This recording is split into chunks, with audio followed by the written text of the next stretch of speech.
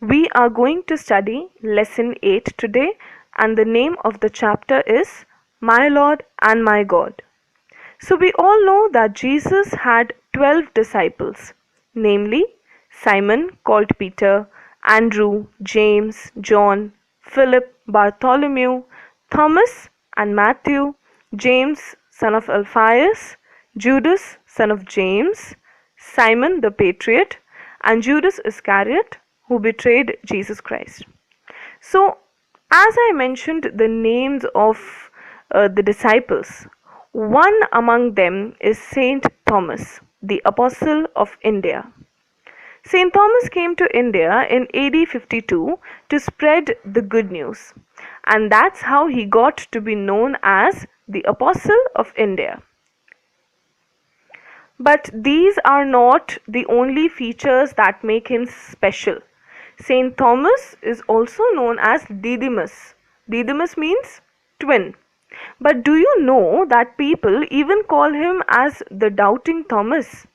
So in this chapter, My Lord and My God, in this chapter we'll understand as to why is he called as the doubting Thomas and what is the relationship of this statement, My Lord and My God, with Saint Thomas. So we know that every fact needs a proof, and we as human beings need proof for everything that we hear or listen. Saint Thomas also exhibited the same traits. So the story goes like this. It was late Sunday evening, days after Jesus Christ's death. The disciples were all afraid of the Jewish authorities and were also distressed upon the Christ's death. They had locked the doors and were sitting inside together, and they were very frightened of the Jewish authorities. Just then Jesus appeared to the disciples and said, "Peace be with you." When they saw him at first, they thought that it was a ghost. They were startled on seeing him. But Jesus asked them, "Why are you so troubled?" Saying this, he showed them his hands and side. The disciples saw his hands and side and his feet, and they could see the wounds and the scars of the nails that were entrusted onto Jesus Christ. And after seeing the wounds and the scars on his body, they were filled with joy because they had actually seen the Lord. Further, when we continue to read St. John chapter 20, from that onwards we continue to read that after showing his wounds and scars, Jesus once again says, "Peace be with you. As the Father has sent me, so I will send you." He breathes onto them and says, "Receive the Holy Spirit." And after saying this, he gives them an authority, a very special authority, a very huge responsibility also. He says to the disciples that if you forgive the people's sins, they are forgiven. But if you do not forgive them, they are not forgiven. So this is such a huge responsibility or an authority that is given to the disciples, that they can forgive the people's sins. And if they don't forgive those sins will not be forgiven also. So this, after giving this authority, the disciples are filled with amazement, they are filled with joy because Jesus himself was standing in front of them. And after entrusting this responsibility over them, he says to them, "Is there anything to eat here?" He wanted to eat something. So they were very happy to hear that question, and they gave him a piece of cooked fish to eat. And Jesus ate the fish in their presence itself. Sitting right with them, he ate the fish along with them. So they were very happy, they were filled with joy. Then he reminded the disciples that this is what I was telling you about. I told you earlier that while I was still with you, I told you together that everything that was written in the law of Moses had to come true. All these things were mentioned in the law of Moses, in the writings of the prophets and the Psalms. So all these things had to come true. So what was written in the scriptures? Jesus repeated The Messiah must suffer and must rise from the death 3 days later. So, and in his name, the message about repentance and the forgiveness of sins must be preached to all the nations, beginning right from Jerusalem. So, these words of the scriptures were already written and these had to come true, and that is why all of this happened. So, Jesus explained to them that whatever has happened was already written and it had to happen because it was written so that people could believe in it. So, when all these situations were happening, when all of this was going on, everybody was there except one disciple. And that disciple was none other than Saint Thomas. Saint Thomas was not present over there when all of this happened.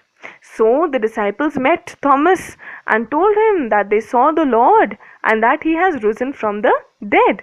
But Thomas, being a very curious disciple, didn't believe only. And he said that he would not believe unless he could touch and feel the wounds of Jesus Christ. He said that he wants to touch the wounds of Christ and then only he will believe that actually Jesus has risen from the dead. He doubted the presence of the resurrected Christ, and that is the only reason why Saint Thomas is also known as the doubting Thomas, because he was the only disciple who doubted the presence of the resurrected Christ. That is why the name came out from there, doubting Thomas. So this curiosity was caused due to the very intimate relationship that he shared with Jesus. There was this intimate relationship between Saint Thomas and Jesus, and that is why this curiosity had aroused.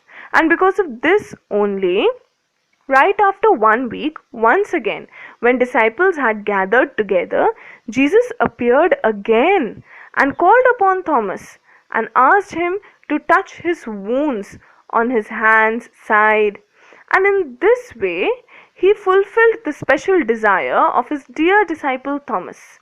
So, Saint Thomas was a dear disciple to him, and therefore he cleared his doubts and he himself asked Saint Thomas to come and touch the wounds and experience and understand that Christ has actually risen from the dead.